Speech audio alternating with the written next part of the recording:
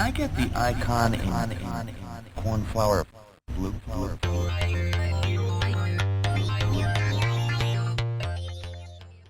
Welcome to episode 36 of Can I Get That Software in Blue? I'm one of your hosts, Chad Tyndall. Along with me is my co-host, the fantastic, sarcastic, alchemist of AI at Elastic, Steve Mazak, everybody. Thank you, Chad, for the great intro as usual. I'm excited to be here, excited to talk to our guest today.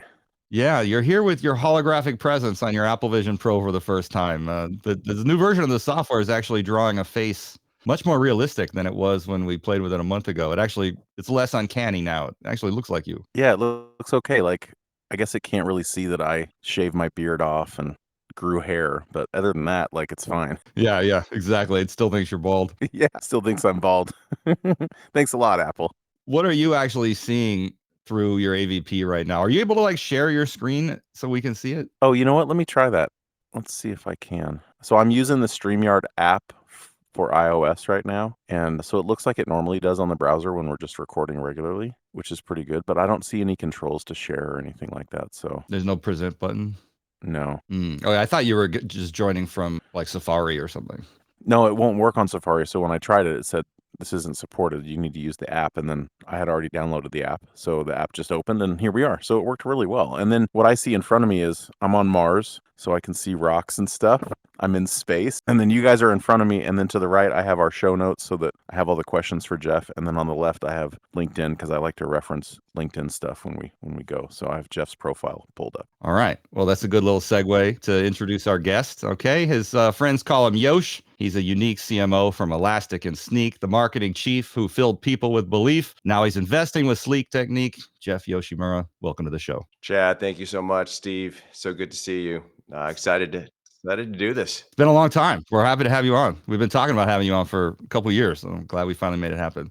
Absolutely. All right, Steve, take us away. All right, Yosh. So, I usually like to start a little bit with, your background. And I was mining your LinkedIn and I saw that way back in the day you were a management consultant at Arthur Andersen. And knowing you like I do, I was like, well, why don't you own Arthur Andersen by now? So I would love to just kind of, we can go quickly through your background, but kind of take us through how you got into IT and how all this stuff worked out for you. And then we'll get up to Salesforce. Yeah, well, let's kind of go back to the Wayback Machine. Let's think about 1995. I started my career in 19. I moved to San Francisco in January. Put it this way, Netscape did not exist at the time. It probably existed, but nobody knew about it. It didn't go public until August of that year. So tech wasn't really a thing. So the jobs that were available in San Francisco were banking, consulting, accounting.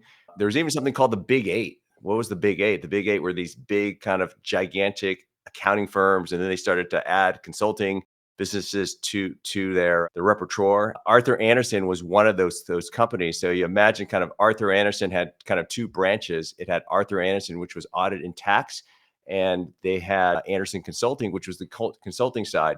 So I actually started as an accountant. I kind of call it finance coding, ticking and tying numbers. We didn't have laptops, so we would bring these big, gigantic yellow pieces of paper, and we would just writing numbers and tying financial statements, 8 to 10 hours a day. And that was that sounds kind of boring. Was that boring? Yeah, boring, but also fun because it's new and exciting. Is that fair to say? It was fun in terms of the customer interaction. The client interactions were you're 21 years old. You're going to these big office buildings and you're meeting with all these people and you're asking for their financial statements and you're trying to figure out these different materiality thresholds. But in terms of the actual work, it was incredibly manual, time consuming, combing through lots and lots of paper, lots and lots of details. I mean, we'd have this, it's called an audit trunk. So we would it was almost the size of a suitcase. You could actually bring that out as a carry-on suitcase. And that would be all of our audit papers. And we'd carry that every day to work. So you knew who was an auditor going on the bus downtown is the people that had these big suitcases. So quickly I moved out of kind of accounting and auditing into the management consulting unit. And this is when consulting was starting to get pretty large and you started to see kind of this evolution happening where it's like the audit business was a feeder system into consulting around systems implementation, around business process reengineering, around, all of these kind of management consulting concepts around, the balanced scorecard and how do you, put together a matrix that allows for better kind of, people management within an organization. So this is where I got my first exposure to tech, was really kind of these large scale ERP, CRM implementations. Then came, fast forward, the dot com. And I'll stop and pause here, but that's how I jumped into my first job. Started through kind of auditing, moved to consulting, and then ended up doing some tech projects and kind of never looked back. Right on. It's funny you mentioned the briefcase thing or the suitcase thing, because when I was a kid, I had this vision in my mind that my professional life would be carrying a suitcase into a skyscraper every day, or a briefcase. I don't know why I had that image in my mind, because I've only done it once, but whatever. So you went from that to, let's talk about the dot com, or like we call it in the, if you went through it, the dot bomb. Like you went to an e-commerce startup, I believe, right? I did. I went to a company that was building e-commerce systems. So the company was called Zuma, and they had a pretty cool idea. The funny thing is for those of you who are old enough to remember, there was a famous drink called Zima, and it was this. I remember Zima. Everyone used to get confused. Oh, do you work at Zima and this alcoholic beverage company? Can you supply our parties with this fantastic drink? But the company's called Zuma, XUMA. The concept around Zuma was, build to order e-business. And how can you take this assembly line of all these different components that are required to build a web system and kind of just have it just reusable and take it off the shelf and put it into a data center. So we were an early first generation application service provider, or ASP. I joined the company and this was my first startup experience. And you can imagine, two founders and like 10 people working in this office space that was sitting on top of really a milk factory in South of Market, before South of Market, San Francisco was all developed. And we were just jammed in there. Everybody was jammed. It was probably capacity for 30, but we probably had 50 to 60 people sitting in there.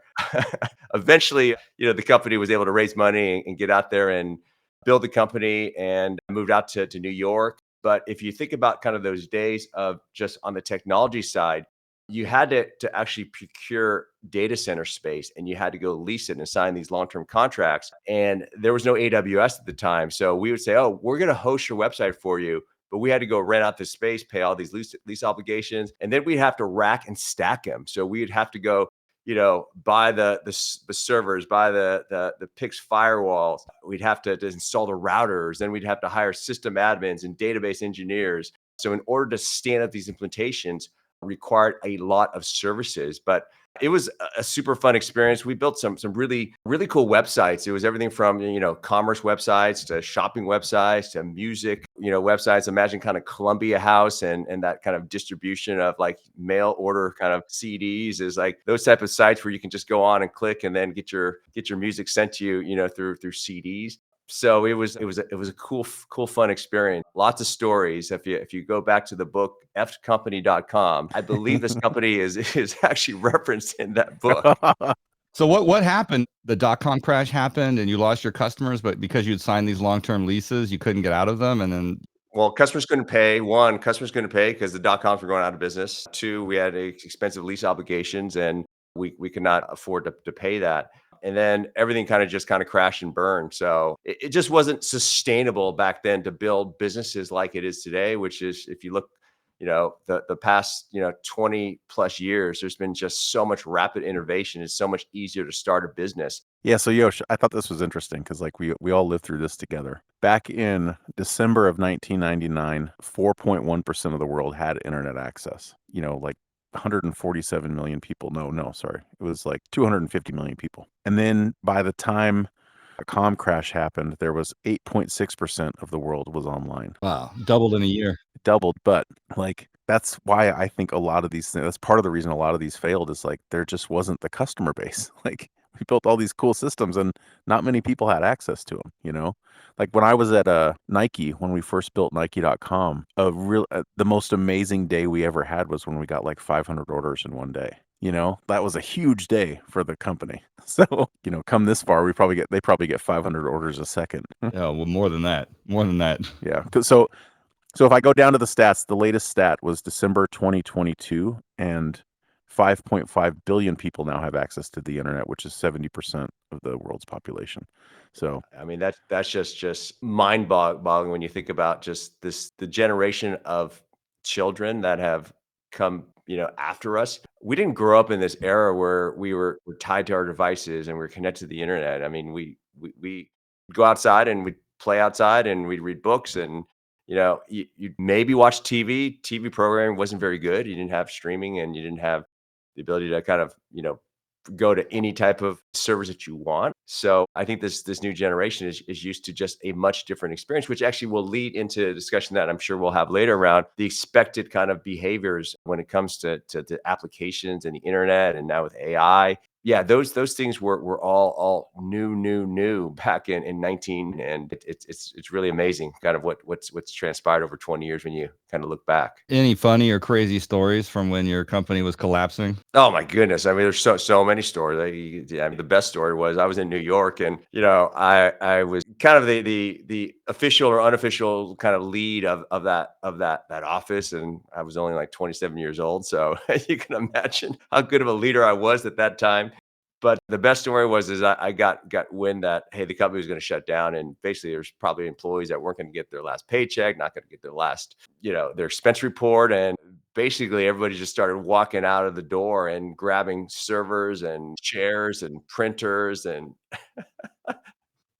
bean bags and nobody in New York has cars. So it's not like you're living in the Bay Area where you just jump in your car and you put it in your trunk. People are putting it in the back of taxis and you have, the whole taxi cab trunk is open. Like a rack back there and sticking out? So, those were the days, and I visibly remember that. I was like, man, I wish I had a camera. I wish I had I had an iPhone that I can snap photos of all of that. But all of that, I'll call it shit, hardened me. It really humbled me. Over the years after that, we just had to learn how to work really hard. I mean, we weren't making any money. We had to do a lot of side hustles. There was no LinkedIn, so how are you going to get a job back then? You had to go do paper-based processes around sending out your resume and whether through email or through, just people.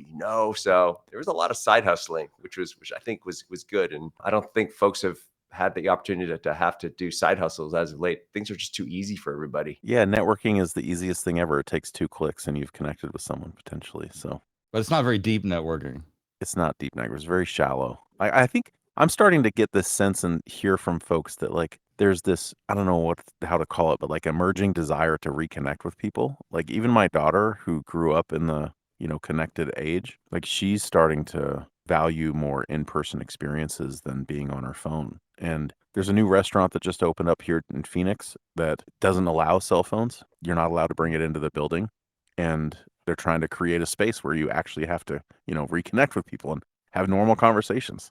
What do they do if they see somebody with a phone? Do they confiscate it? I don't know. I'll let you know when I go. Maybe I'll try that. Oh, I didn't know. I'm sorry. I didn't know. Well, we're going to instill some of these just on a personal note with our family over the summer. Is that we're going to do a family vacation and we're going to go do Yellowstone for the first time with my brother and his kids, and we're going to bring no device policy. You're spending all this money to go out to nature, and there's no need to bring phones and devices. We're going to do other things. And I saw another parent that was coordinating a book club for one of my kids, and in her note said also no devices. So when kids come to the door, she's gonna take the cell phones and only use it for emergency. So there might be a move in here, Steve. So Chad, your kids will be the benefactors of maybe a little bit more of a hybrid world where everything's not tied to device.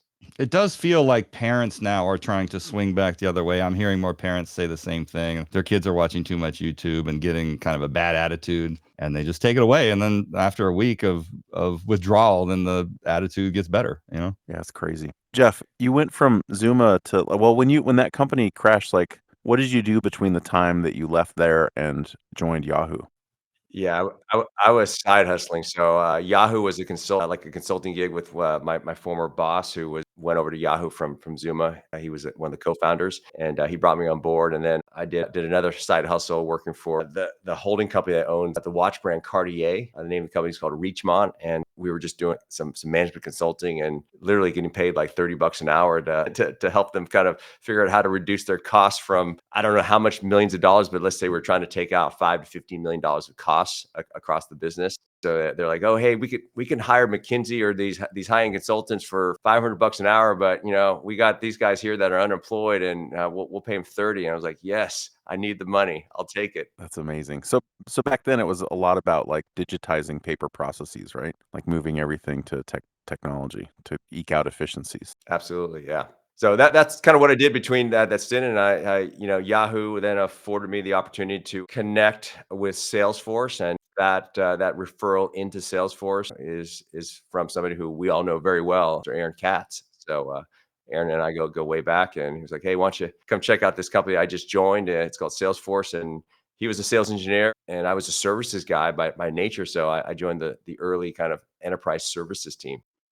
It's so hard to imagine Aaron as an SE. I mean, I've only known him as a sales leader, and he's such a great sales leader and company leader in general. So it's hard to imagine him like just on a keyboard, like hacking away code or whatever he was doing. I don't know. Yeah. It's hard to imagine. How did you know Aaron from before? No code, no code. Salesforce is no code. That's no right. code. No code is their mantra. Back then, I'm sure there was some code. How did you know Aaron from before? So Aaron and I go way back. We met in college. We met in probably 1992, 1993, and have been very close friends ever since then. And not just through kind of just Aaron just being a fantastic guy, but we enjoy very similar hobbies. A lot of the appreciation for the outdoors, appreciation for doing things outside of work, such as fly fishing or getting on the mountain and skiing. And I think those activities have kept us tight, but also keep us balanced. We all work in these hyper growth environments, and sometimes you just need that time and space to break away. And I commend Aaron for continuing to do the things that we were doing before kids and before we had different roles in our company. And today we don't do it as much, but we still find time to do it. I miss that living in the Bay Area because I lived in San Francisco for 5 years from 2000 2005 through the crash, and it was like, yeah, you could go hiking in the morning and skiing in the afternoon, or you could ski in the morning in Tahoe and drive back and like ocean kayak in Half Moon Bay in the afternoon. Like there's nowhere else in the world you could do that. Maybe New Zealand or something, but then moving to New York, like we just don't have access to the outdoors. It's just urban jungle here. It's brutal. So I miss it. It's different though. It's a different good vibe. So It's good, different, but I miss the outdoors, like you said. It's nice. yeah. So I mean, Steve, do you want to talk about Salesforce and I mean some of the hard stuff there on the technology side? Happy to. Yeah. I really wanted to dig into the Force.com stuff because back then I was actually a Force.com developer when it first came out. My company, Centerstance, was one of the partners with Salesforce. So I did all the training and I was building applications on top of that platform. And I noticed you said that you were part of the inaugural launch team there. I didn't really actually realize that when we had met. What was that like to be launching that new platform? So it started with just the vision. I mean, the interesting kind of fun fact is I think Mark Benioff for Salesforce owned App Store, appstore.com, but we changed it to the App Exchange. Force.com was the underlying kind of name of the platform, and that was kind of what we call the APIs. But if you imagine kind of Salesforce as being this really almost like this data repository, right, for customer data, and you had workflow built into it, that was the start of like the ability now to say, okay, can you take some APIs and then allow either developers or ISVs to write applications that either integrate or sit on top or could, be a completely native application. A native application was a native application that was built 100% on Force.com. A composite application was something that would embed itself into Salesforce. You could imagine Salesforce as being kind of like a frame, and you had like this application that sat in the middle. And within that, there would be kind of the movement of data and workflow that would, automate a process. So that was really kind of the birth, I think, of kind of the platform business of Salesforce, but also the birth of a massive community that today, is known as Trailhead. And there's, millions of people that, have, bet their careers on Salesforce, and millions of people that have built applications and, billions of dollars of just ecosystem out there in terms of all the successful companies that have formed. But it really started out with the core premise of like, well, Salesforce is solving a problem, and that is to allow for sales reps and for organizations to really bring all of this data in a single place for salespeople to manage everything from their leads to accounts to their opportunities, and for them to be able to kind of see how this all works together across a team, across an organization, connect with other people on their teams as well from other departments. So if you're a marketer, how do you kind of connect that campaign all the way through kind of an opportunity? But really what's I think was really good at thinking through was like, there's a bunch of white space here and we don't want to build all this white space ourselves. Let's have the community build that white space. So it's kind of like this precursor to like the open source, like in our experience at Elastic is go let the community go build a bunch of stuff. And, we would have conversations early with ISVs like, hey, we're not going to go build this. We want you to go build this. We want you to go build quote to cash or to go build like an RFP connector into Salesforce or to build, a deeper campaign management application or build a vertical application. So that was really what those early days were like. But you both have been kind of sales engineers and sales engineering leaders. The way we got this started was through the sales engineers. The sales engineers were amazing. These men and women were building apps and were building like these kind of objects here that would sit inside of Salesforce as part of their customer demos. So they were showing the art of the possible. So our first iteration of the apps in the App Exchange were not apps built by ISVs and developers. We went to the SCs and said, SCs, give us all the apps that you're building. Here's how you package it. So they were the test case. They were the try it before you kind of scale and run it machine, because there were hundreds of SCs out there building so many incarnations of fantastic demos that we could then take and then showcase. Oh, here's an app for data cleansing. Here's an app for moving data between this system and that system. Here's an app that shows how to turn like a bare bones CRM into a vertical application for financial services or manufacturing and stream different data in. We didn't use the word stream back then, but to have like very specific manufacturing data inside of Salesforce. That was a lot of fun working with all of these SC leaders and SCs to go kind of build this kind of app marketplace that today is, I think a multi-billion-dollar.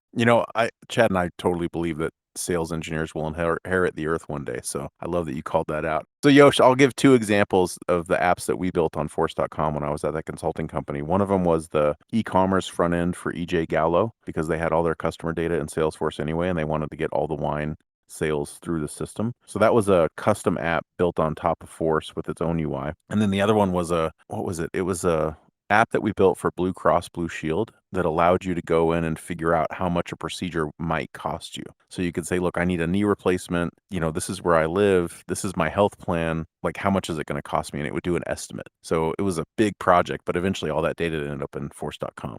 Very, very cool. Yeah, it had its limitations, obviously, like with the governors and stuff. That was a whole new experience for me. Like, oh, you can only loop on this thing 1,000 times and then you're done. Okay, that's good to know. Jeff, what was the marketing process like back then? I mean, one of the sort of overarching topics for today that we want to hit is how marketing's changed and evolved over time, as you've seen through the different phases of your tech career. But back then, in the Force days, like, what were you doing for marketing? How were you measuring whether it was successful? What were the KPIs like? What were you spending your money on? Was it ads? Was it getting developers? Was it, I don't know. Like, how did you guys approach it? So I would kind of qualify to say that everything I learned around marketing was through kind of working with incredible marketers and just kind of sitting on the sidelines and observing. I was obviously more on the technical side, kind of doing services and deployment. And then the App Exchange, I was more about, helping kind of ISVs and developers kind of figure out the apps to build. And as part of that, our job, because we were kind of this kind of incubation within Salesforce, we absolutely had to go and market the App Exchange. We had to go market the App Exchange internally at Salesforce, because people are like, well, what are you doing at Salesforce? What is this App Exchange thing?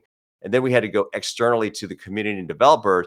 And then we had to go out to the customers. So it was really this trifecta approach that we had to go out there. But if you go back in time from the early days of Salesforce and even through kind of, this is now going into the 2006 period. So the Salesforce was about 7 years old. They went public in 2004. Most of the marketing efforts around Salesforce largely was word of mouth marketing, build a fantastic product and word of mouth selling, right? Especially in kind of these medium to small businesses. But as you got into the enterprise, it was definitely getting to things that we experienced at Elastic, right? These were displacement sales. And it was more about how do you actually displace an incumbent existing software that's sitting inside of the organization, call it a system like Siebel, for example, and how do you move an entire organization of thousands of reps off of that? And that's no longer just a technology sale. This is business process. This is change management. This is a ton of training and enablement. This is about getting champions inside that organization to say that I'm going to put my neck on the line for Salesforce, even though all the features don't exist, but I see the future. I see the future is going to move to the cloud. So marketing was really kind of part of the DNA of, I think, everybody in the company, meaning that I didn't wear a marketing hat, but my job was to go, sell the cloud and to talk about the benefits of moving to the cloud. So I think one of the things that I think Mark instilled in the organization was certifying everybody in the organization around really the end of software pitch, or I forgot what we called the presentation, but everybody had to be certified, and it was a little stressful at times because you had to go give your pitch in front of, your manager, and then in front of maybe even a committee, and you'd hear things that, somebody didn't pass their pitch, and Like a sales boot camp almost. yeah, maybe they were gone. But, and then obviously there was the big kind of events. Salesforce built their own brand. They built their events, and that also became kind of part of their strategy. But it all comes down to like building community. It came down to like, how do you build kind of this gravity of loyal, enthusiastic users and customers and partners, and bring them all together. And of course, you're doing demand gen, you're doing outbound, you're doing digital campaigns, you're doing ads, you're doing all of that. But that, I think, But back then there was no Facebook or LinkedIn, or I guess there was maybe banner ads, AdSense ads on Google. Like, it was pretty early days for that stuff, right? yeah, I think there's a lot of just outbound and, events and, cold calling. Well, and I think from the outside looking in back then, the partner network was super important. There was like different partner levels. There were incentives to go from like silver, gold, diamond, platinum, whatever it was. And I remember working with the sales engineers in Portland, Oregon, and they were holding workshops. They would invite a bunch of partners in and teach us how to use force.com, show us the art of the possible. And I think it worked really well. But Yosh, I was thinking, like Chad's been asking, did you guys have any prior art to reference? Like, were there inspirations you took from other companies or other things that you had seen where, like, here's how you go build a community around something like this? Honestly, I don't think there was. There wasn't an Apple Marketplace yet. I think the best example, to be honest with you guys, was PayPal. PayPal had this notion of like buyer and seller marketplaces where you had like these categories, and I want to go to the automobile category, I want to go to the pets category. And that was probably the best example of a community was the PayPal kind of, or the eBay. I'm sorry, eBay had a community of sellers. yeah, Yeah. the eBay community. Yeah. And they had like eBay had forums for all the sellers to talk to each other and like trade. Did you guys have a kind of a forum for your community to? We became part of the app exchange. It's like, you can list your app, you can list your service. It's going to be listed as free or paid, and you can install that app, you can integrate that app, you can comment on that app, you can share it. So it had a lot of the early kind of inklings of it. So going back to your question around what communities existed at the time, probably Facebook was just getting started as a community. You had eBay as a reference from a commerce standpoint, but there was not like large marketplaces and communities that exist as they do today. Yeah, you forgot Friendster. Don't forget Friendster. Friendster was an amazing service product. It was pretty slow though, especially as they started to run out of money. All right, let's talk about Zuora. So you went from Salesforce to Zuora, and I really wanted to talk about like your experience in raising money there, because you joined, I think, pre-Series A. So what was that like to join a company back then? I think this was 2007, and going out and raising money. The experience there was phenomenal, and I kind of call this an example in my career is kind of follow your leader, kind of trust your boss. So Teen Zoe is the co-founder and CEO of Zuora. He's still there today. People might not know what Zuora did. Maybe just what was Zuora? So Zuora was a company that was one of the first generation SaaS companies that was focused on something that we call subscription billing. And you can think of it as like kind of online recurring billing and payments. But the movement here was around ERP systems didn't work for recurring businesses, and single kind of line payment processing engines didn't work for a recurring SaaS business. And the only other alternative was to go with these very expensive and clunky telco billing systems like Portal software. And nobody could afford to do that. So Zuora was really kind of kind of creating this new category of for online businesses, for SaaS businesses, there has to be a new way. So that was what Zuora did, was really kind of the economy that we call the subscription economy, in that if you believe that subscriptions are the way that people want to consume services and buy services, you're going to need an engine underneath that to do your pricing and packaging, to do your billing and commerce, to do everything around your, how do you do revenue recognition and reporting around these different kind of unit of measurements. So that's what Zuora did. But going back to Steve's question around like, okay, raising money, the venture industry wasn't like it is today. I really wasn't responsible for raising money, but I participated in understanding kind of how it all worked. Our first kind of angel check was from Mark Benioff, and then our Series A was led by Peter Fenton at Benchmark, and then later on the follow-on Series B was Mike Volpe at Index. Both Mike and Peter were also investors in Elastic. So kind of fast forward many years, joined back up with those two gentlemen. But the way and the process to raise money back then was, okay, build a prototype, not much different than it is today, have a vision, and to go pitch and go raise your first round of capital. I don't think there was even seed rounds of capital back then, because I think we went straight to raise a Series A, right? So that was something that we did in 2008. So we raised and launched our Series A in 8, and that was our first kind of round of capital. And that allowed us to kind of go hire our first set of employees and call it, kind of expand our team from, call it 4 or 5 people to 10 to 20 people, and to get our first kind of customers out the door, get a first product out the door, and to start to hopefully try to build a business. So, in that environment, as a first employee or early employee, I had to wear many hats. I had to do all the marketing. I had to do all the customer support. I had to do all the services. I did the implementations. I did the selling. I actually personally sold the first, I think, 20 small deals there. My best story of selling is, end of quarter, picking a CEO up at his house in San Francisco and driving him to the airport in order to get the order signed, because nothing was digitized back then. That's hustle.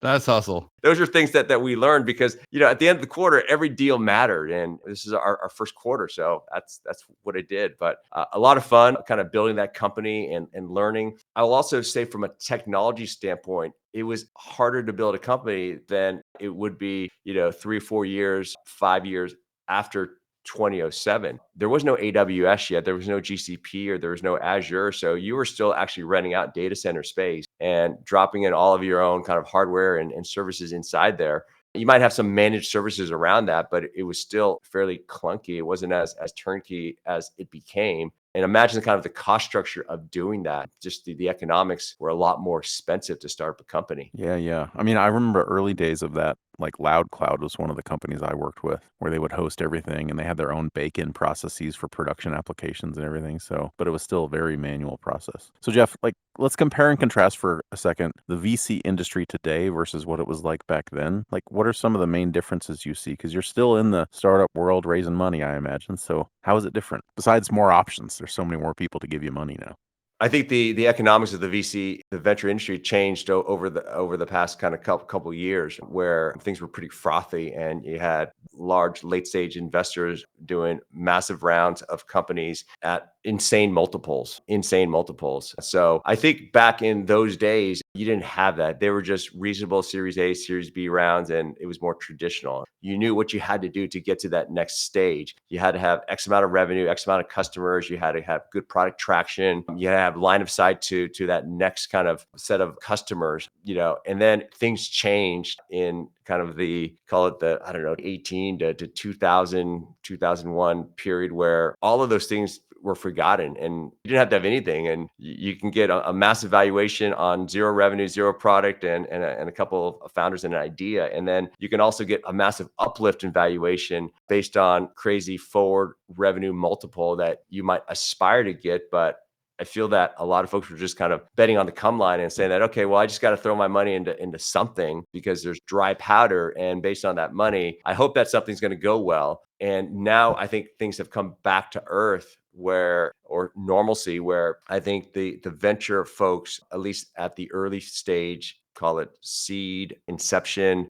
Series A, they're looking for founders that have experience. They're looking for a well thought through product and R&D and engineering plan and probably a product that's already built and early customers, early design partners. And they're looking for company to have a good plan around how do you get to your first set of, call it 10 customers, how do you get to your next 10 customers, how do you get to 50, how do you get to 100 customers, how do you get to your first $1 million in ARR. And it's a lot more realistic now. I think it's actually a fantastic time to be a founder. It's a fantastic time to actually, if you are investing in early stage companies, it's a fantastic time to find founders and companies to invest in. Is it frothy? It probably is in some areas, especially called the two-letter word A and I. So it's pretty frothy in that area. But I think that's a big transformation that's going to carry through for the next kind of 20 plus years. It's really, really moving fast and it's going to be really dynamic. I don't think we have an AI VC yet. I know there's a lot of people using AI to invest in the market and stuff. There's YouTube videos on it. So it's kind of interesting to see how machines are taking over a little bit in some of these. Well, there's plenty of AI funds within the VCs. I think he means AI making the decisions for how to deploy capital, though. We don't have $100 million fund that's fully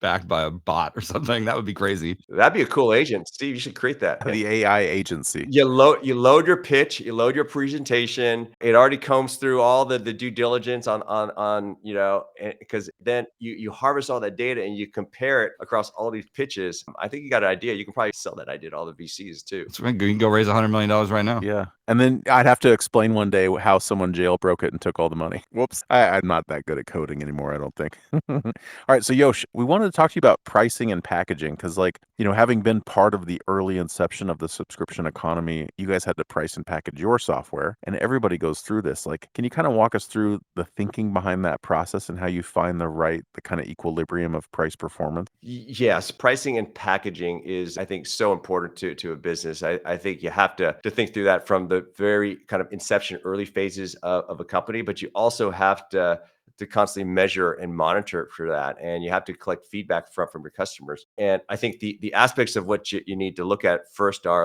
okay, what is the unit of measurement by which you can charge for your product? And is it on a per user basis? Is it on some usage metric, whether it's, based on, call it VMs or CPUs, or whether it's based on some sort of cloud infrastructure kind of unit? In AI, it might be words or tokens. And then you have to look at what are customers willing to pay for it and how can you get customers to onboard in a very seamless way that really doesn't break the bank initially. How do you get them on board to use your product? And then over time, they should hopefully be able to pay for value, and they're willing to pay for value because your product is useful. So I think you have to think about that aspect. The second aspect that you need to think about when it comes to pricing and packaging is how much is it costing you to run the service? And you need to make sure that you're thinking about the margins and the uplift, because ultimately you have to grow into being a healthy company. So your gross margins are impacted if you don't price and package your service in the right way. So you need to understand all of those costs underneath that, from your infrastructure, if you're using AI, the token spend, all the different other kind of software components that go into servicing the product. And then you have to also look at the people costs.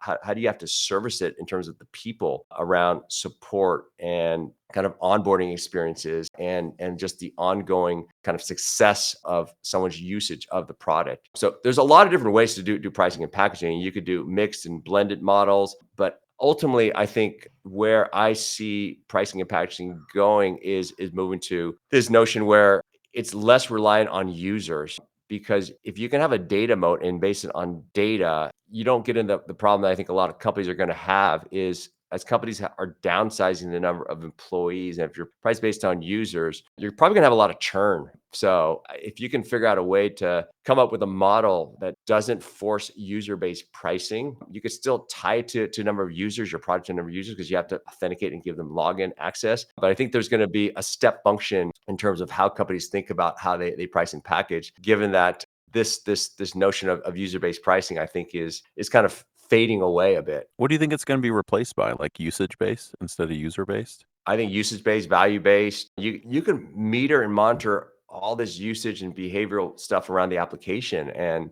I mean, Elasticsearch, it wasn't based on users, right? It was, based on data and ingest. And you see this with, companies like Grafana and Datadog. And, you see this already happening in kind of the data and infrastructure space. And when you imagine like a cybersecurity company today, do you really need to price it based on user? Because at the end of the day, in order to prevent and thwart these attacks, it's a data game. You're ingesting as much data as possible in order to do this correlation to find either known vulnerabilities or attack vectors. So you probably don't even need per user. Now, in the sales and marketing of the GTM space, things were priced based on users for a reason, but I think there are creative ways to get around that where you don't have to hold a company accountable to say like, oh, you have 100 reps, so it's going to be charged, $100 per rep, and that's it. You can have this mixed blended model. Especially as you're starting to see even AI SDRs, for example. There's services that you don't need as many SDRs because you use an AI SDR. How about an agent-based pricing model where the agent is that human replacement? Yeah. Well, I've seen like AI SDRs where you basically pay like, oh, I want the equivalent of 2 or 4 virtual SDRs, right? Where you might have to pay, I don't know what you pay an SDR, $60K, $80K, something like that. But we're going to charge you $20K for a virtual SDR, something like that. Yeah. I've seen some companies also move to like a value based on like a success metric, like, in support, like number of cases resolved, successful cases resolved. So that becomes kind of interesting. You just got to have the tooling in place to be able to measure and report all that data. Well, and you got to really believe in the value prop if you're going to do it that way, because you have to deliver. And, I've noticed in my career, like doing TCO and ROI analysis up front in part of a pre-sales effort, it is rarely ever consulted again. Like, I can't even count on one hand how many times someone said, hey, it's been 3 years. I want to look at the ROI. If what you promised me in the beginning is actually true. It's kind of surprised me when it first started happening. I was like, oh, we're going to go do this exercise and then we're going to look and see if it actually worked out. But the second part never happened. So Why is that? I have my own philosophy here. Like, I think number one is, what if you're wrong? No one wants to know the answer if you're wrong. So it's a really hard question to like ask, because if it comes back that you're not getting the return on investment, whose fault is it? I think that's one of the big underlying reasons why it doesn't happen, and then Also, how many people who buy the software are still around 3 years later or 4 years later? Like, they move on. and then you have, a new exec that comes in and they want to establish themselves. And so they say, that project's dead. We're going to bring in this new software and do it all over again. Right. So, but I think it's partly because it's about saving face at the deepest, because why else wouldn't you do it? You know what I mean? Like, I would want to know if I made the right decision 3 years later. Not everybody does. And there's likely going to be a renewal that's coming up at some point in that 3 to 5 year time frame. Especially these days, most folks are probably doing 1 to 2 year deals. So yeah, and I think if people are on top of their game, they're probably just going to not renew, and that's going to be the answer to the ROI question. You know what I mean? It's like they do that analysis on their own. They don't tell you, and then they just don't renew. And then when you ask them why, you get all kinds of answers. But the real reason is likely because they just didn't see the value in it. yeah, I mean, ideally, that value is being shown on a daily or regular basis, and the customer sees the value. That value is being reported to them, and there's this level of transparency. I think the future can be highly transparent, whereas like you see the value. If you buy a service or a product, you can see that value right there from the get-go. As soon as that either the users get deployed, as soon as the applications get connected to whatever, source data, and you're seeing kind of the real value up front, and the application is showing you those behavioral metric, or in the case, of the application, how the application is performing, and you can see that uplift. So That's an interesting idea. Look, how many SaaS companies out there have a little thing on the side that says, we've saved you X dollars since you started using this product, or we've made you X dollars since you started using this? I've never seen that, not even once. And now I'm wondering why, because that seems like a great way to showcase the value of the product. What do you think, Jeff? Is that something SaaS companies should just be up there in the admin console? Like, we've saved you this much money? assuming you can calculate it, because usually the value engineering work that gets done is somewhat maybe a little bit of your own math, right? So if you're going to save the company money or you're going to help them grow revenue, it has to be connected to a data source that actually shows kind of how that is being manifested. So I do think it's a fantastic exercise. I think people are going to be put through that pressure cooker regardless of whether you have that built into the application or whether you have a separate exercise on the side, because CFOs and CEOs are under more pressure than ever to reduce spend, to reduce costs, to consolidate tools, as well as to modernize kind of their tech stack, which will cause some churn, probably lots of churn of different tools. I know my expectations around what's possible in a day are starting to change, because I've been using these LLM tools to write code lately a lot more. And the other day I was able to do something in 30 minutes that probably would have taken me a day or two had I not had that tool. And so now, I have that experience. I'm going to start looking around, probably unconsciously, and expecting that same level of productivity from the people around me, right? Which to me is the first time I noticed or realized that there's this tangible difference in efficiency for a human. We don't really have good tools, in my opinion, or they're not widely deployed to track productivity of an actual human being when they're working from home for the full day, right? If you're an engineer, they look at code commits and things like that and make their best guess based on how many people are committing and who's doing most of the work. For marketing and sales, it's your quota and your leads and all that stuff. But like just sitting here doing this, who's tracking how much I'm thinking about the next task I have to do before I actually do it? It's tricky to track for humans, but I think with AI, it's such an exponential increase in productivity. It's hard to ignore when you've actually experienced it. So Jeff, this is actually a good segue into your stint at you put on LinkedIn ML AI on steroids using novel mathematical approaches called topical data analysis, or topological, sorry. Topological data analysis is in short TDA. Perfect. So first of all, you're clearly, I guess, in the know years and years before. So having AI ML on there that long ago, pretty impressive. Like, what were you guys doing there, and where do you think it is now? Imagine these AI use cases that are happening today around these large scale kind of data sets around drug discovery and the correlation of disease and this pattern matching. That was essentially what Ayazi was doing. If you think back to the early days of ML and AI, a lot of those use cases were in government data sets, biotech data sets, public health record data sets. And that was what kind of Ayazi was doing, was out of a DARPA grant and a National Science Foundation grant. The company's three founders were doing amazing, brilliant work using a mathematical concept called topological data analysis to really just write machine kind of algorithms that would look at different patterns, and it would form different clusters. And based on the clusters, then you would see there might be an anomaly here or a similarity here. And then based on that, you would then drill down and then run some more statistical analysis on that data. So it was kind of tech before its time. And Yeah. you imagine kind of the workloads, that computational workloads that required, it was pretty heavy. Yeah. So you just didn't have the tech back then to go and scale that technology, but phenomenal use cases, brilliant people, amazing people. Was such a fun company to spend a little bit of time. I'm actually honored that I was able to spend time with such amazing, kind of brilliant people that actually have a passion for solving real world problems. A lot of us work in software and we're here to make money, but these were people that were really passionate about solving real world problems. So love cool. that experience. Yeah. So what happened to ISD? Are they still around, or? Ayazi was bought by a company not too long ago. I don't recall the name, but they're around for a while, and eventually kind of rolled into another company. And some of the early folks there are doing phenomenal kind of new stuff in healthcare and biotech, probably using a lot of those same novel concepts. Got bought by Symphony AI Group. Oh, okay, fascinating. But that got me into the data world. That's how I was kind of lucky to go link back with Peter and Mike and Aaron, who we talked about, and lucky enough to find find Elastic when they were located. I think their original kind of headquarter office in Mountain View, or Los Altos actually was the first office. Well, the first office was Kevin Klug's house. So the first real office. Yeah, the first real office. How dare you not call it real? We had avocado trees. Come on. Steve, were you working in his house? Yeah, my first visit to the Bay Area for Elastic was going to Kevin's house. There was 5 sales reps in there. I had a stand-up desk that was made of boxes, and I put my laptop on top of it. And then for sales calls, I would just walk around Kevin's backyard or walk around the neighborhood and take sales calls.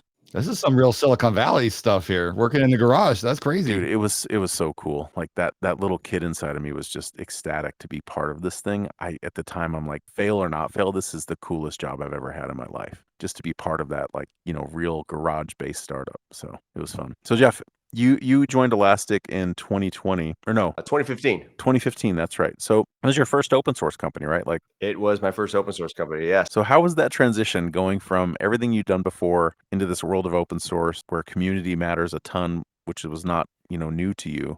Kind of tell us what that was like coming into Elastic. I think it was just almost like going through a college kind of education process over the course of a quick 6 months of really just understanding open source, understanding this developer led motion, and it was an amazing kind of just melting pot of like, okay, this is something different than I have lived before. I understand kind of technology, I understand kind of developers. I worked with a lot of developers, I have a lot of developer friends. But the reason why I joined the company was I went to my friends that were either CTOs or developers of companies, and I said, "Do you use Elasticsearch?" And they all said, "Yes, we use Elasticsearch. We love it. It's the most amazing technology." And then my second question was, "Do you pay?" They go, "Nope, we just use the open source." Literally talked to 10 people beforehand, and I had already understood by then kind of what the kind of roadmap around monetization was. So I was cool with that. I was cool that, okay, this is fantastic that people are actually getting value in building real stuff from Elasticsearch and putting the stuff in production. And this is just open source, not paying for anything. So that was just an amazing kind of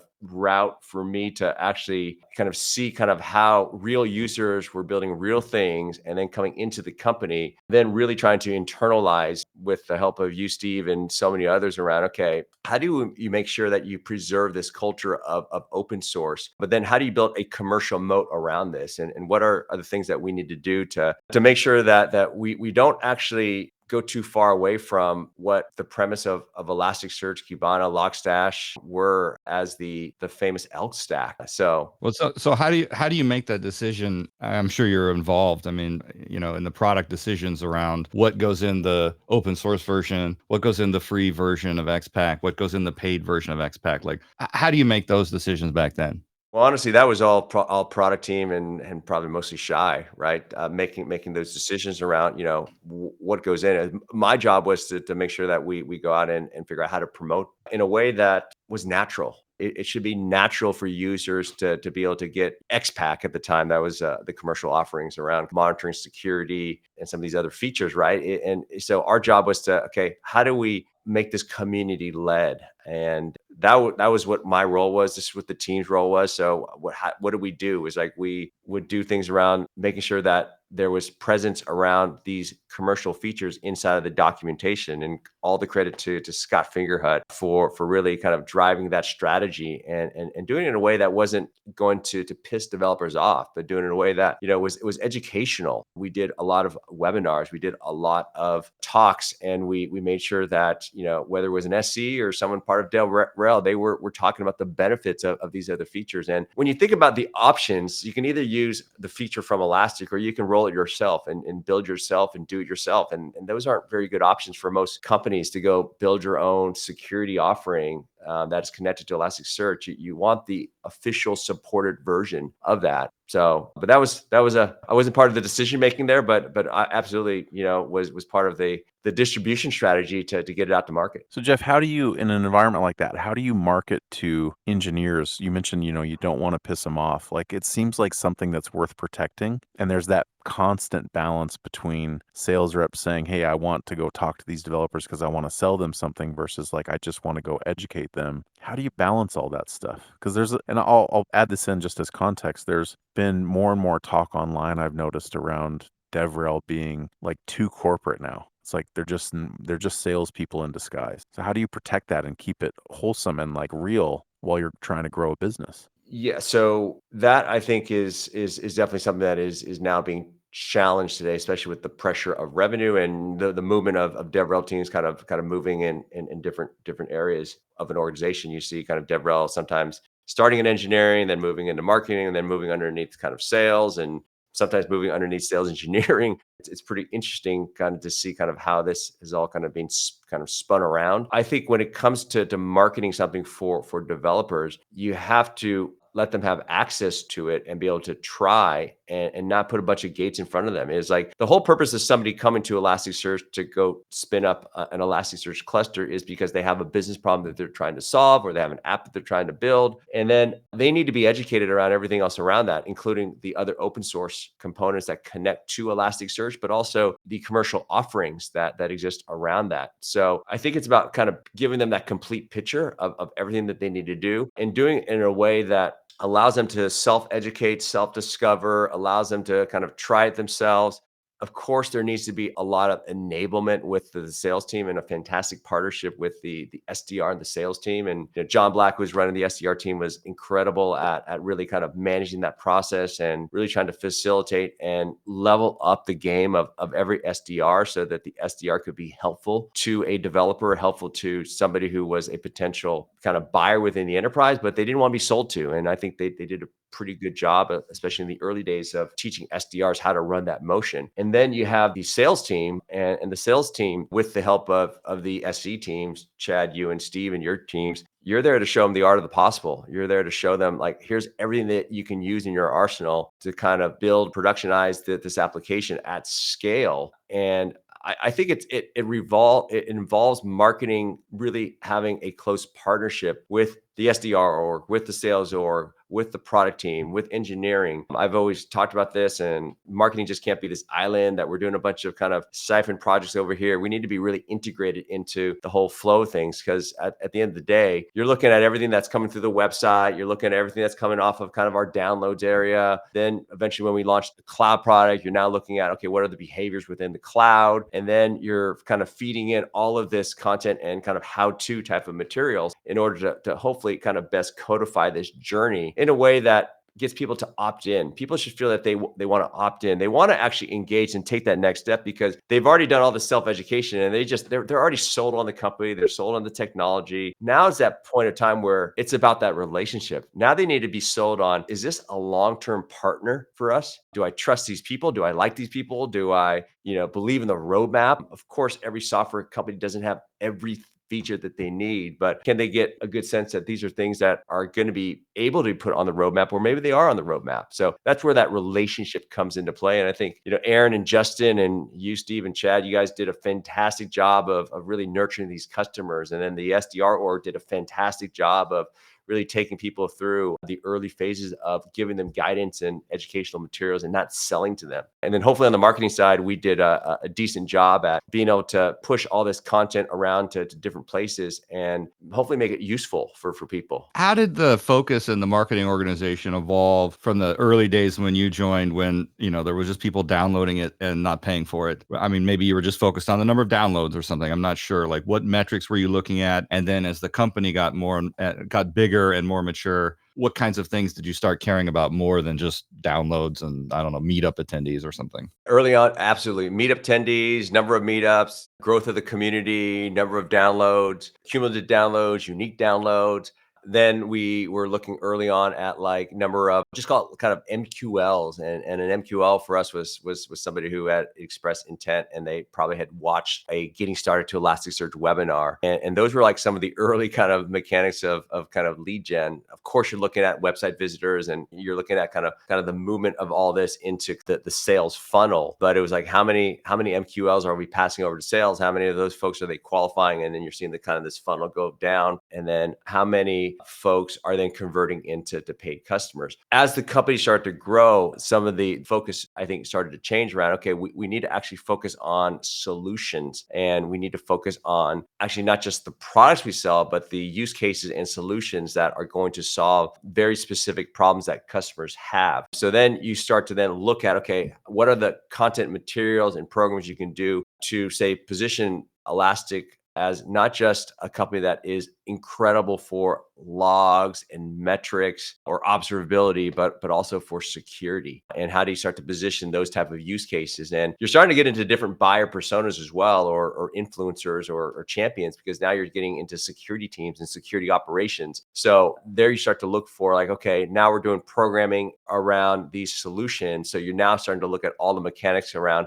the same kind of numbers around either downloads, installs, cloud trials, webinar, attendees that lead into MQLs. So those were some of the changes. I think at the root of what you started to see as Elastic got much bigger is in the enterprise, you start to see the multifaceted kind of engine of many, many, many campaigns and many, many touches that influence a large deal. It wasn't one thing, two things, three things. There could be 50 different things And it wasn't just marketing, it was the sales team, it was the SDR team, it was the SC team, all contributing to really helping move this customer from a prospect all the way through a paying customer. So that's just kind of at scale, which you started to see at Elastic as it just moved into more products, more solutions, and then upstream in the enterprise. So I feel like now, like the stuff that you were saying that came later, like defining who our ICPs were, defining who our buyer personas were, defining what the use cases and solutions are. I feel like now startups are doing that at the beginning. They're,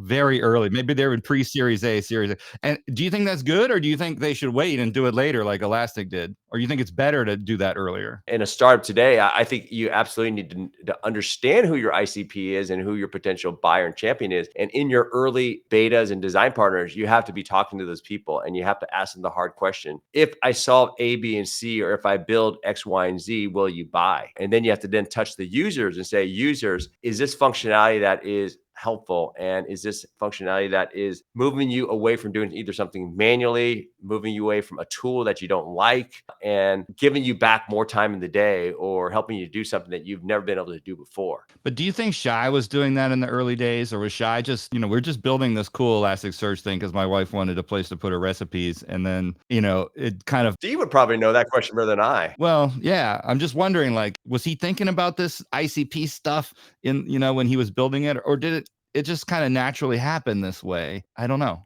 I mean, I think based on I obviously can't speak for Shy, but like based on my early experiences and conversations with him, it was like these things were emerging and we were just going to wait and see like, okay, which ones are going to take off? Like what use cases are going to work the best? And Jordan creating Logstash and bundling Elasticsearch in there really helped define that market for us.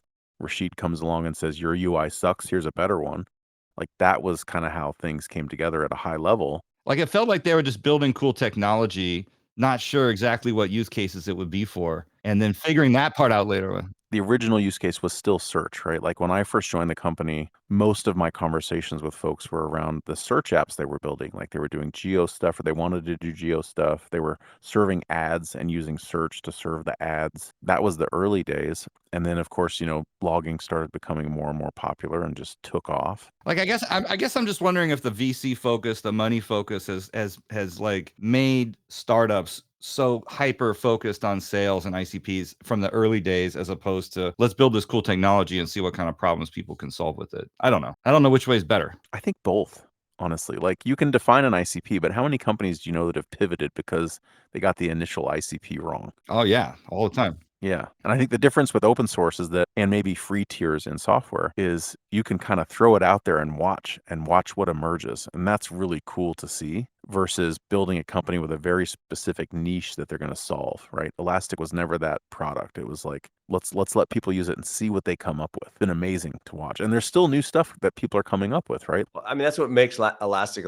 It's just that flexibility, that user-driven kind of feedback that was ingrained from the early days of like, oh, here's some interesting use case. And I remember seeing what the sightings thread, right? The sightings internally, for those of that are listening, is, there would be an at sighting. So anytime there was an Elasticsearch reference or some product reference or community out there in the wild, it would be sent to sightings and everybody in the company would get that. And it was amazing just to see the level of innovation that was happening just outside the company, just from the community. And I think that was probably one of the coolest things that at least I experienced. It was nonstop. And it was worldwide, it was global, it was everywhere. So that, I think, still needs to happen. You need that level of innovation. You need that level of user feedback. You can't build a product in a vacuum, and hopefully that will continue to happen, whether it's an open source or proprietary software. Is you got to collect that user feedback early on, and then to Steve's point, you got to be flexible around your ICP. It's probably going to change and evolve over time. Well, I just think like the things that are most transformative in the world probably didn't know what problems they were going to solve. And then, Chat GPT comes out, they didn't have an ICP in mind. They don't know how people are going to use it and what's going to take off. And I just like working on software where maybe it's not so defined. It's fuzzy who's going to use it and what problems it's going to solve. And you can use it for anything, like a Swiss Army knife. I don't know. Yeah, you get to be really creative. I love that part of it. Yosh, there's a fun story. I don't know if everyone knows this, but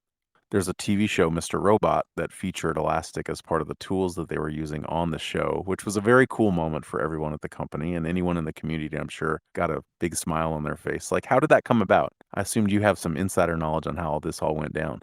The inside knowledge was Ryan, he was the former CTO of Tanium, later went over to Facebook, and I believe maybe at Wiz now. He was Elasticsearch user. He found Elasticsearch, and he was part of this production team as, like, I call it, an architect advisor for this TV series. And the whole thing about Mr. Robot was, we want to emulate kind of real life threat detection scenarios and use real software that can be used to thwart these attacks. So Elasticsearch was one of those technologies that he found to go build a SIM. And Kibana was the visualization layer that would then show those anomalies. That kind of was just born out of the wild. And I remember somebody from internally saying that, hey, Elasticsearch is on Mr. Robot. They just saw them. And I'm like, that is a magical moment. I need to reach out to this show and get them on stage at our conference, Elasticon, or at least get the producer on stage to talk about what they were doing. So that part was my effort, where I went outbound to whoever the producers were, and then they connected me with Ryan who was over at Tanium, and then we got Ryan on board at our conference, and he talked about kind of the making of the show and how they're using technology, and about how Elasticsearch was really embedded as a real use case threat detection. So super cool story. And going back to my early days of .com, that was just great. I was like, I saw that moment. I saw it. I got to go reach out to this person. I got to go figure out how to get them at our conference. Yeah, such a cool thing. I remember because it was set, I think when in the show, when they used Kibana, it was set in a flashback period a few years earlier. They had to go like download an old version of Kibana and get it working again. And they actually made it the appropriate version for that time period in the flashback. It was pretty cool. Pretty well done. That's attention to detail. Really? Yeah, very good attention to detail. We actually tried to get them to upgrade the UI to the new one. I'm like, yeah, no, we were already stuck on this old one. And actually, I think the rationale was the setting of this is back in those days anyways.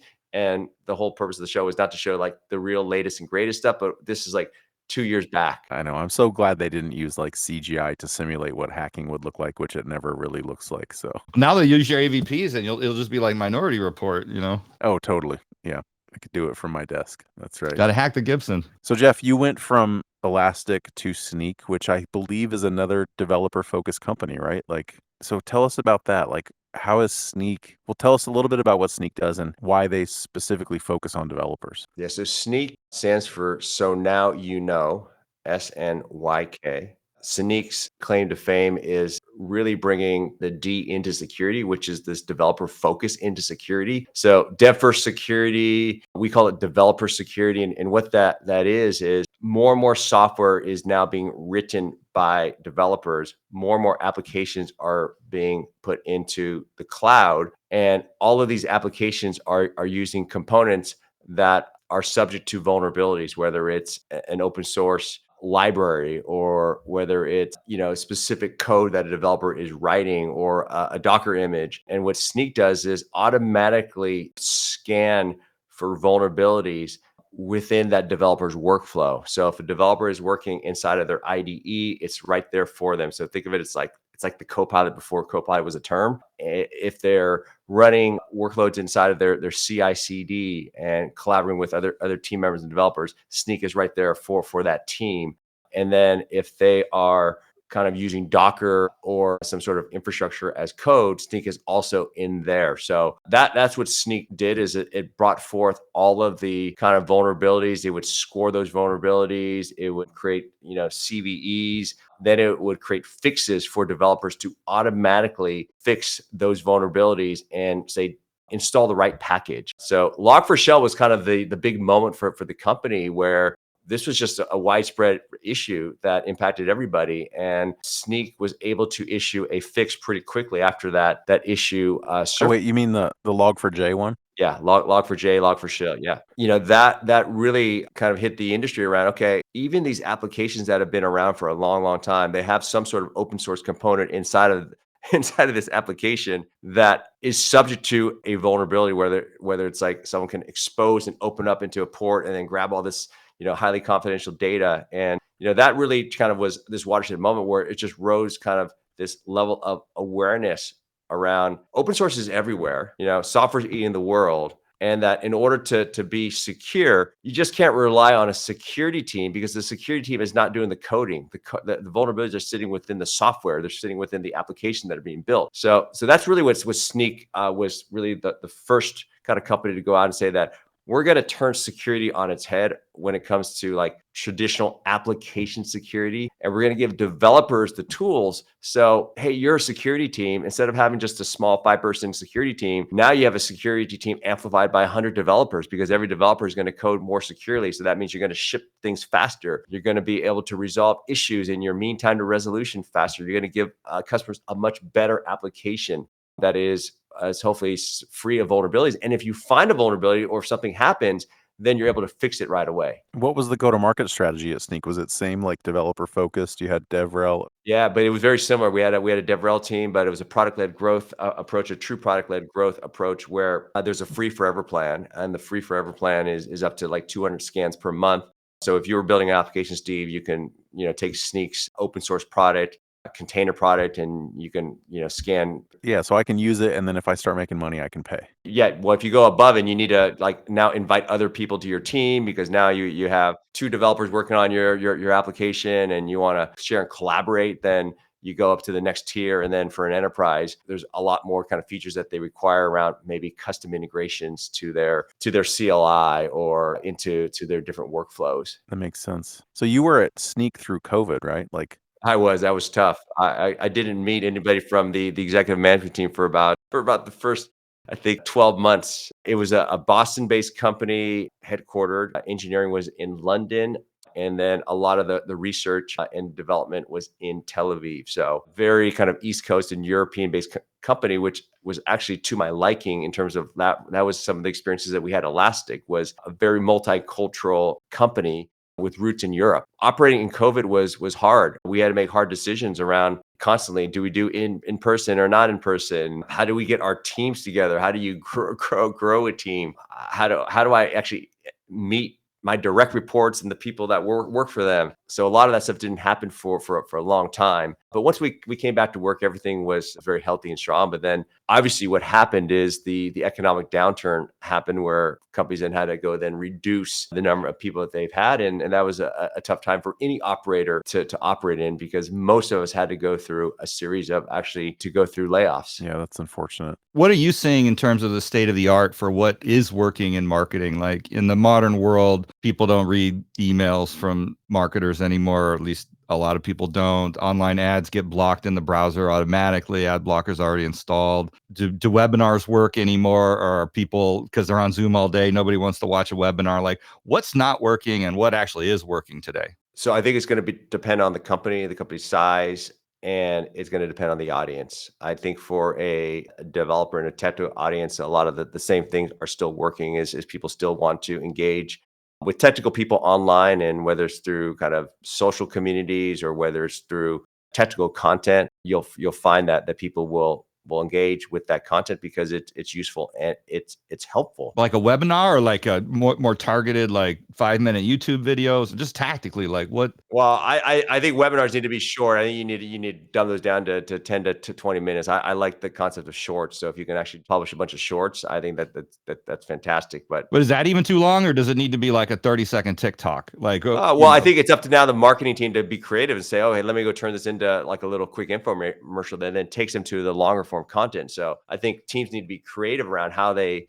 build and curate this content, and then how do they promote this? Is like no one wants to sit inside of a webinar. It's like what I love about some technologies now is that now you can timestamp it and you can say that this is like going to take you 5 minutes. This is going to be 3 minutes, and I know that what sections I'm in, so I can just jump to that section. So if I didn't want to watch Chad your 60-minute webinar on getting started with ngrok, then I can go to a section and say, okay, this is the topic I want to learn about. I want to learn about the security features of ngrok. So I think those are tactics that I think the marketing team needs to be kind of building into this kind of customer prospect journey as they engage. I don't think that outbound is working. I think outbound is dead. Why is it dead? Is we're tired. People don't want any more emails. They don't want any more cold calls. It just pings on LinkedIn, everything. You just get inundated by it. So I think that now puts pressure on is like, imagine now somebody who is interested in ngrok or Elastic or Afana or Snyk. When they go to that website, they've already heard about the service or the product. They're there to engage and to do their own kind of self-discovery and deeper dive. And I think that is where you're going to see people go is like, how do I engage, and how do I engage without friction? So it's up to like marketing and web teams and web development and content people to figure out, okay, how do we orientate kind of content in this new world where it should be a lot easier to personalize these experiences? The old days of personalization were like, it's like a rule book, a playbook, a template. It's like, if you do this, then you do this, then you do this, then you do this. It was so rigid. With AI now, it should be a lot simpler.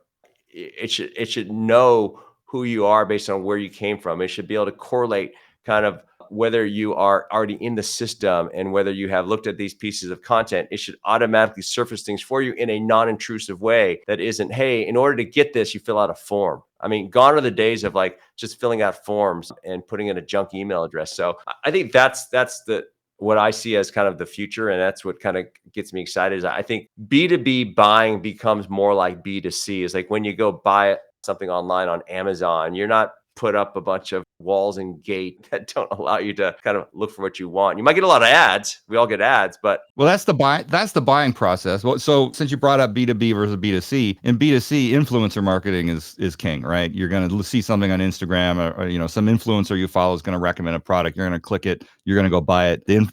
So the company's going to know which influencers are actually selling their stuff because they get all these affiliate tracking things. But that doesn't happen in B2B. So do you see influencer marketing happening in B2B sales more, just so people even find out about your product, go to your website in the first place? And how does that work? Because it's not like, oh, I'm going to click a link in someone's Instagram and go buy something on ingrok.com and the influencer is going to get credit for it. Like, how does that fit together? well, I think that then it comes down to like communities, the user communities, your customer communities, and there's definitely a lot of word of mouth selling that happens, or word of mouth just referrals that happen in, say, cybersecurity. It's how companies buy. But what about just paying influencers to push your product in their channels? Like, is that happening more and more in enterprise software? We have done that at Snyk, but we made sure that when it came out in terms of the people that we were using, these were people that were real hackers. These were people that were using our product. So let's say they have a massive, 1 million followers, and they're technical, they're developer, they're security oriented. And it's first not about like reaching out to them and saying, hey, I'm going to pay you to go promote this product. It's like, first, hey, let me give you access to the product and tell me what you think. And then like, you tell me if this is something that you think that you can actually get some real value at, and you tell me that your users are going to get real value out of this. And if it's a life hack and a life like something that really works, then fantastic. I'm happy to go leverage this influencer to go spread the word, as long as it goes back to the core of like how to solve problem X, Y, or Z, versus like just a marketing gimmick. And how do you measure if that influencer campaign was successful in the enterprise software world? Well, it's no different than how we measure kind of leads and visitors off a website. You see kind of how many people have gone to at least watch that, and how it's been promoted, and then how's that has translated into a lead. Ideally, longer term, it's. I would love to not have people fill out forms and you count that as a lead. Hopefully this becomes something that is much more seamless. I've yet to see a solution that can reinvent that part of the journey, because marketers still get inspired either number of leads that then convert to MQLs, that then convert to sales SQLs, and then pipeline. But it would be magical if these things could automatically, move from this influencer to like, wow, this is actually now a real prospect that we're engaged with, and this is how it's actually influencing and helping out their deal, because they're generally excited about it. Did you have a good experience working with paid influencers? Is that something you would do? You would advise companies to do it still? It's kind of working? We do. You got to make sure you pick the right ones, and you got to. I would advise a try before you buy. That a lot of these influencers can be very expensive, so you got to do a trial run first and see how it works. And as I mentioned, you have to let them use the product first. Yeah. Okay. Yeah, that's the only real way to get them to like be believable, I think. You can kind of tell when it's a commercial versus they actually use it. We come from a different generation, all three of us. We've been working for a long time. I think our jobs for the next 10 years is to think about the journey that, let's say my son becomes a developer someday, or Steve, your daughter, joins a profession as either someone in sales or marketing. We have to think about this next generation of they're going to be the future buyers and influencers and recommenders of products inside their organizations, and they're going to buy differently than the way that we've done. They're probably not going to want to talk to a human being until very, very, very late in the equation. Is Steve, I think you mentioned that, it's hard enough to get our kids to talk to us, but they're going to want to do things much differently. They're going to be smarter than the person on the other side, because they're going to do all this self-discovery, and they're going to be familiar with tech very right there from the get-go. It's not like how we've been selling over the last 20 years. I'm wondering if we should be taking the 23 to 28-year-olds that are working in these companies and giving them a huge marketing budget and say, just go market the way you'd want to be marketed to. Like, I haven't seen startups do that. It still feels like, oh, you're a junior person, you got to work your way up. Why don't we take those junior people and give them a budget and say, hey, go do this how you would want to see it done? I haven't seen people do that yet in the enterprise space. I'd like to. Or maybe you haven't, you just don't know it because it works so well. Well, I'm not on TikTok, so I don't know. But the companies that I've worked with, I don't see them giving 23-year-olds $100,000 marketing budget and say, go do this. Well, this is where it comes down to experimentation. You have to give some group within your team some experimentation budget to go do those things. And you have to empower those employees to go do that on their own and feel that, hey, it's okay to fail. This is an area where you're going to go experiment and see if it works. We talked about Scott Fingerhead. Scott is fantastic about, empowering his team to go do experiments and then bring forth the lessons and the learnings, and then to go say, oh, hey, this thing was phenomenal. We're going to double down on this. And by the way, we're going to double down on this so much that I'm going to need X dollars in order to do this at scale. So I think we need to embrace that level of trust in the future generation of leaders and the future generation of these kind of brilliant people that are not from our generation. That's the future. Yosh, I've noticed a change in how I'm consuming content lately, and I've been trying to understand what's pushing me to this way versus that way. And I just wanted to understand from your perspective, like the way I learn technical topics now is like I still go to YouTube, I listen to podcasts. I pay for YouTube so I don't have to suffer through ads. It's worth it to me. Plus I can download. I fast forward through every single ad on every single podcast because I don't care. Like I don't want to hear the ad. And then I've started learning, instead of going on a company's website, I'm using LLMs now to learn.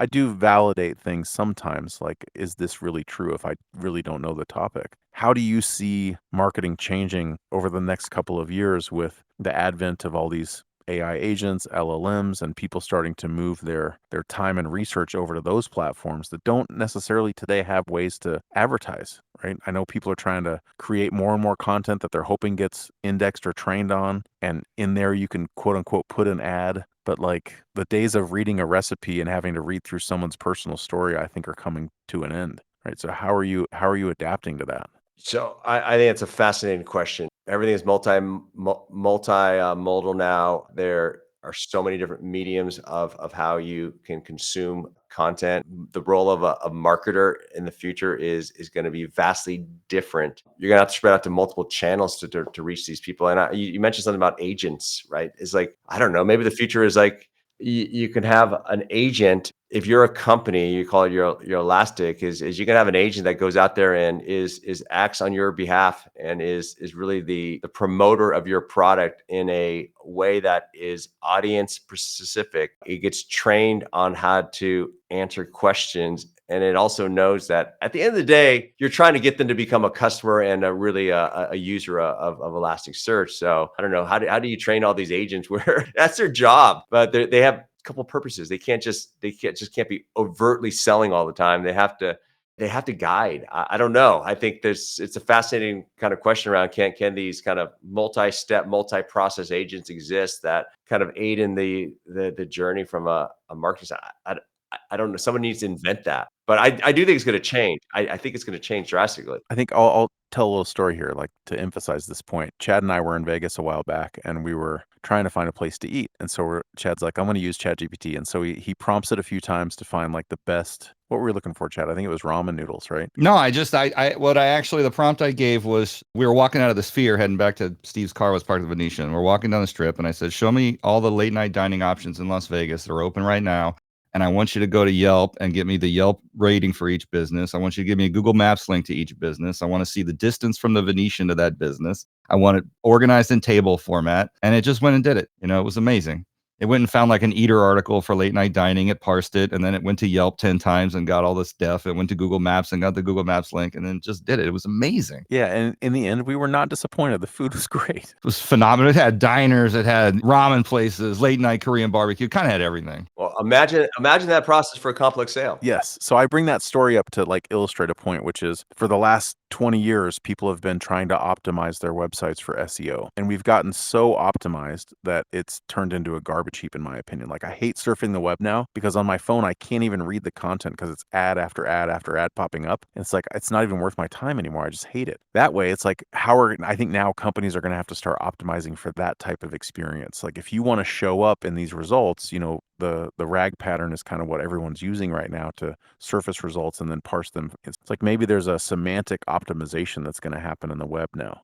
It's like, how do I optimize for that exact query that Chad just did to make sure that I show up in the top? And that probably means more and more content that's like, you know, just text and not, well, I guess it'll be ads too, but it's going to be interesting to see how companies adapt to this new world. Because the last thing I want to see is ads popping up in my LLM or, you know, my chat experience with one of these things. I got to believe it's going to happen, but it's kind of like every service, you know, when I first started paying for Hulu, there were no ads, if I remember right. And then they said, oh, here's ads. You got to upgrade to the next level. Prime Video just put ads in, you know, a few months ago. Super obnoxious. Here we go again. I think, Jeff, can we finish with talking about some investment stuff? Yeah, absolutely. Sure. All right. So you've been a somewhat prolific investor. You're a limited partner in at least 6 different VC funds. You've directly invested in many startups. So one question is, how do you decide whether to directly invest with a company, or when do you put your money into a VC fund? What thesis are you using or are you pursuing certain things when you invest into companies? And why do you put your money into VCs versus just putting it into like an S&P 500 index fund? Like, what's your thought process there? So that's a fantastic and a loaded question. So let me start with the last. How do we decide on what allocation? So I do believe that you need to bet on the future,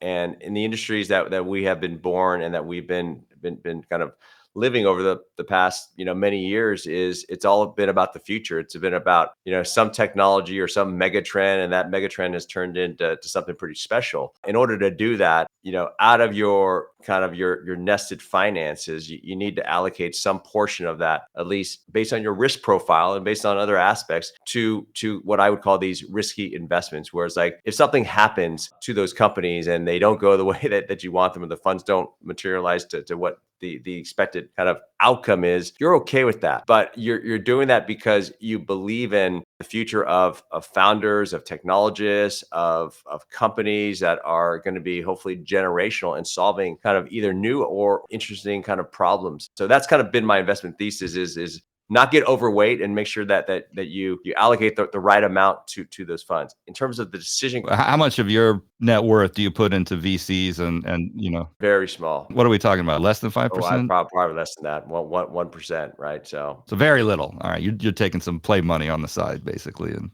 making a bet. yeah, a lot of these have minimums that you have to get in. So it's like you have a minimum to get in, and then based on that, you just have an allocation. So the next question I'll say is like, betting on companies versus funds, there's 2 different strategies there. The company itself is usually you're betting on the founder, the team, the tech. You have some sort of relationship. You like what they're doing, and you feel that you can contribute. You can feel that you can actually offer something that would help them, you know, get from stage C to A to B, and that you're kind of in there for the long haul. So those bets have been made based on relationships that I've had with folks, and really the ask of those folks asking me to participate. So you knew the founder before directly? Knew or was introduced to the founders and shared the, you know, passion, the vision. And the thing is that we all need to recognize is that you can only do so many of them. So you can't spread yourself too thin. You have to really have a good sound strategy where you can't say yes to everybody. And you actually, I think, have to have a solid strategy to say that in this year or this time period, I'm only going to do, you know, 3, or I'm only going to do 5, or in this year, I'm going to do 0, because every one of these takes time and it takes away from like whatever responsibilities you have outside. If you're retired or not doing anything, that's fine. You can do whatever you want. But if you're still operating, if you have kids that are very active, then you need to balance your time. So that's how I make a decision on investing in companies is I generally have a rule of number of companies I want to allocate funds towards. And it usually comes down to the founders, the problem they're solving, the technology, and then can I contribute? The fund aspects are a little bit different, meaning that you're just a small piece of a larger fund, and you're adding some capital to the fund, by which now you have access to that portfolio of investments where you hope that if there's 20 investments in that fund, you hope that maybe 2 or 3 of them reach some level of liquidity. And those relationships, at least from the fund standpoint, have been based on at least the venture relationships that I've had over times, and people have asked me. And generally the funds I'm going into are mostly doing seed and A, so they're pretty early stage versus some of the later stage. And that's where I truly believe that I like investing early. My career has been built on like making early bets on companies versus going late.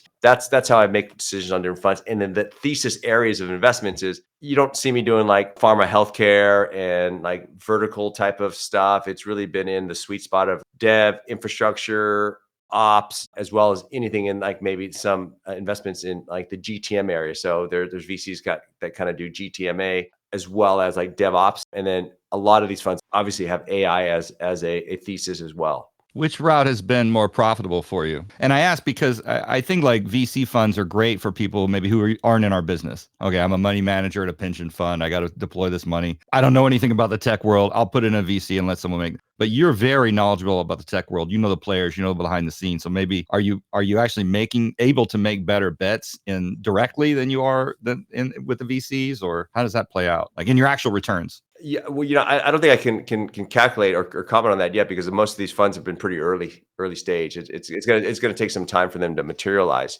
So in that case, it's more of a balanced portfolio, I guess. Is I'm okay with the funds and I'm okay with the angel or the seed investments, but at least because I've gone in the earlier phases right now, it's really hard to do a Series B right now. And it's really hard if you're a late stage investor to recoup any of your money back because you raised on a godly, insane multiple. So fortunately, I've been focused on the early stages, and let's see if this bubble continues to go well versus burst. But time will tell. Well, now that valuations have been falling for the last 18 months, like how is that affecting things? Are you just seeing our founders reissuing stock options at lower prices, or repricing option plans, or to not lose talent whose options are now not going to be worth anything ever? What's the blocking and tackling happening there? Well, I think for late stage companies, you've seen companies do that. Yes, absolutely. They've had to do a reprice, and they probably had to reprice employees' stock options. That's just more just hearing versus actual kind of living that experience. And then in terms of like retention, yeah, it's incredibly hard to retain people if you are in a company that was once valued at say 4 billion, and now it's based on comps and multiples. It probably should be valued at sub 1. Yeah, 500 million or something. Yeah. So does that mean that you'll see founders looking for smaller valuations now moving forward instead of trying to get the biggest valuation? People are going to be very rational and very realistic about the type of valuation and money. Is like I think the worst thing that you can do. This is what I'm also learning as a first time kind of official founder, is that you need to do things that are within your game plan and that are reasonable and rational. Don't try to create this irrational market where it's like, hey, I want to hype it up and raise a ton of money and think that I can be worth this amount of money, because what happens is then you got to go build all this stuff. You got to go sell all this stuff, and you don't know what all of these roadblocks that you're gonna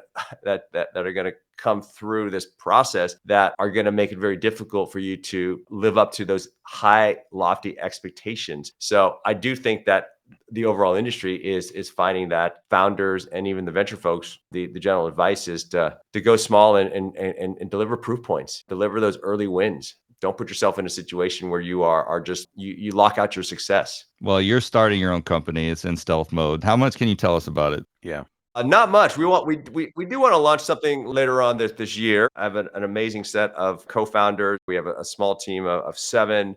At a macro, I think there are big transformations that have happened over the years. And we talked about some of those, right? The first one was this .com transformation. You saw kind of the under-earthings of what that did to like this movement of new companies. Then we had the SaaS and cloud era, then big data, and then I think we're in this 4th wave here of what I call kind of AI or generative AI. And here's what I'll say is you can now solve problems that 2 or 3 years ago you could not solve. Even a year ago you couldn't solve. Steve, you talked about a lot of this stuff. There are thousands and thousands and thousands of technology companies out there that were built on old stacks that I think their business models will go away. That is my prediction. There's too many. As a buyer of many tools, I think you don't need to buy as many tools anymore. So I think much of the existing software stacks are going to be rewritten. And then I think that businesses are going to be reimagined, and that the way they operate are going to be reimagined, meaning that AI is going to be embedded in their workforce, but AI is also going to be embedded as agents, and agents are going to be like these helpful assistants that enable like different ratios of employees so that you don't have to keep hiring people in bodies. You can have an agent that does a lot of these things that are manual. You can think about your jobs over the years. How many times were you asked to join a demo call? And that demo is just a routine, simple demo that anybody can give, and they're not getting into technical requirements. Well, why not have these things automated and have AI deliver this demo call, or have AI train the reps on how to do these demo calls? But I think that this way that we work will be reimagined. So I think I don't think it replaces human. I think it augments, but some areas it's definitely going to help optimize. And then I do think that the last kind of year and a half around like ChatGPT and kind of do it yourself, build kind of projects. I know a lot of my colleagues, we've all toyed around with the tools and we said, oh yeah, let's go build something and go deploy inside of our teams. Well, guess what has happened? The people that built those left the company, and then you get stuck with the software, and then nobody knows how to maintain it, and then no one knows how to upgrade it. So I think there's going to be this new generation of companies that start, which are going to be built as AI native, and they're going to be very focused on a use case or use cases and a very specific problem, and there'll be a turnkey application wrapped around that. So I think that's kind of the new world that's going to happen out there. Is there's going to be a big replacement cycle, and companies are going to be much thinner with their software stack. I do think that data is still the holy grail. So if you're in the data space, call it Elasticsearch, and Grok, you're in that space as well. You're going to be, data is still, there's enough abundance of data out there, and you're going to be able to really actually even do more, because you're going to be able to learn off of more data through these LLMs. So I'm excited about the future. We got a bold vision to fix problems that I have spent millions of dollars to try to fix as an operator. And that's what we're working on. So if I'm reading between the lines, you're going to build a platform for AI native companies to ingest data and do things better. I don't know. There's a lot of companies that are doing that. So we got to get more specific, but I'll talk about that the next time I join the call. But I'm just saying, I think that's the future. I'm sure you're putting your money where the future is going to be. Yeah. Steve, anything else? That's it. I think we've ran over quite a bit. So this was great, Jeff. Thanks for taking the time. I learned a lot today, and I'm really glad you decided to come on and just talk about your background, and now obviously to what you're working on next. So we can't wait to hear about it. So when you're ready, let us know. We'll have you back on when you go, after you launch and you kind of getting the GTM going. Let us know. We'll have you back on. We'd love to talk about it. Thanks, guys. All right, Jeff, thanks for joining us today. If you guys like this episode, share it out on LinkedIn, share it out on Twitter, wherever you watch things. Help us get the word out. Jeff is an absolute expert when it comes to products, product marketing, and developer tools and everything like that. And he's an expert investor too. So we're so happy to have him here today. Jeff, thanks for coming. Thanks, Chad. Thanks, Steve. Great seeing you guys.